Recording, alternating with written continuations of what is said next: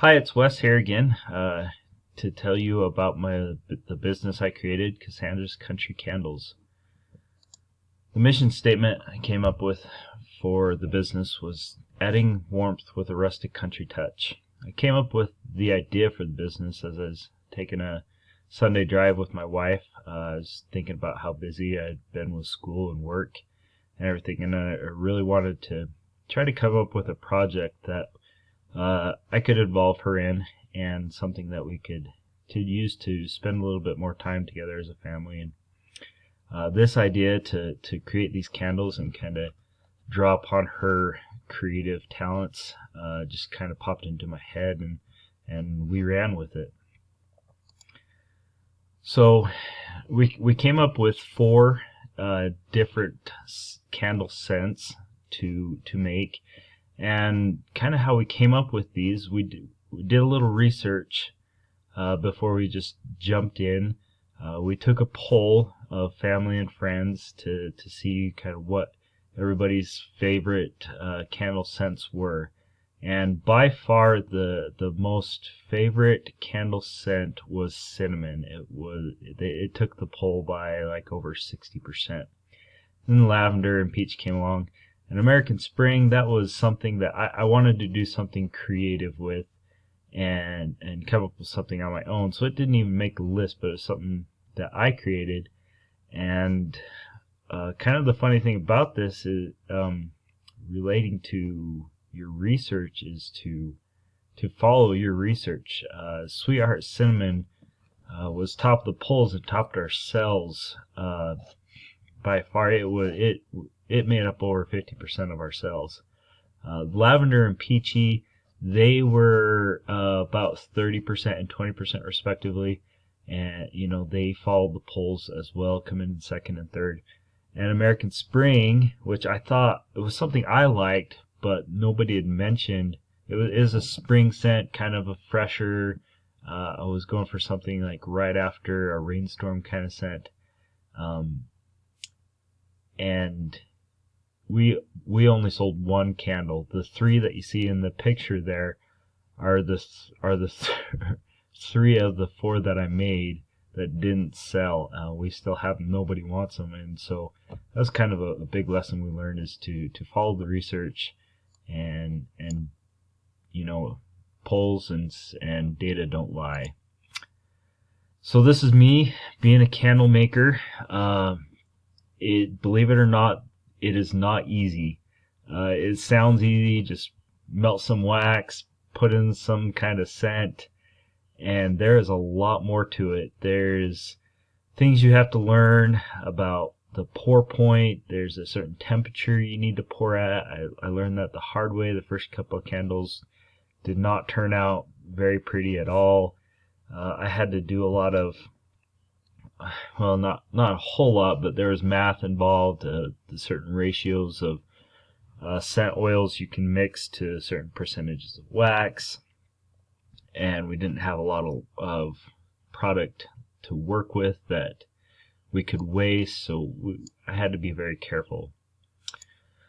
Our sales, as you can imagine, a lot came from family and friends, just word of mouth. We put it out there. There's moms and sisters, just family was there to support us. They all wanted to be involved. And then we went to social media. We created a Facebook page, and things took off. It really helped. Things actually got quite a bit out of hand once we went to social media, and orders came in like crazy. So this is our income statement. It's a little unique since our business is pretty simple. Sales at the time of the income statement were $215. We'd sold 43 candles at $5 a piece is our price point we put the candles at. And then expenses, instead of just saying cost of goods sold, I kind of broke it down into what I've paid for kind of the raw materials and stuff so far. Wax is pretty expensive. We went with a soy wax to, kind of fit the green kind of, holistic market. So there it is. Net income so far, at that time I achieved the $100 challenge, made $107.41. So some of the lessons I've learned from this is just do it. I was very kind of scared to start the business. I didn't know whether it would work out or not, and it did. Once I started just doing it, things started working out. Get creative. One of the biggest hurdles I had to overcome was that $20 investment we had to use, and the wax for a 10-pound package was a little over $16, and that didn't leave a lot of room for buying the jars and the wicks and the oil.